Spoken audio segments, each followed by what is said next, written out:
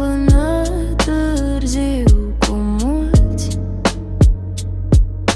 Prietenii mei erau ca niște frați, nu existau vorbe rele, nici oameni schimbați.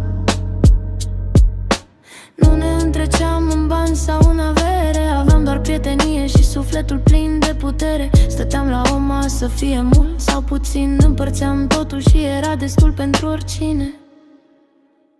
Mi-e dor de Moldova, de satul meu drag, de zilele simple când mergeam pe același prag.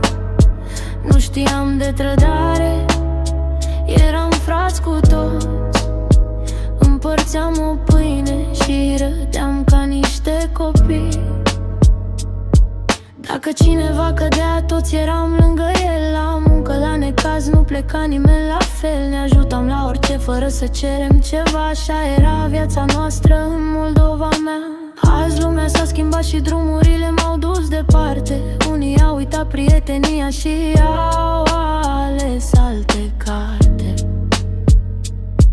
Dar în sufletul meu satul încă trăiește, cu oameni simpli pe care dorul îi iubește.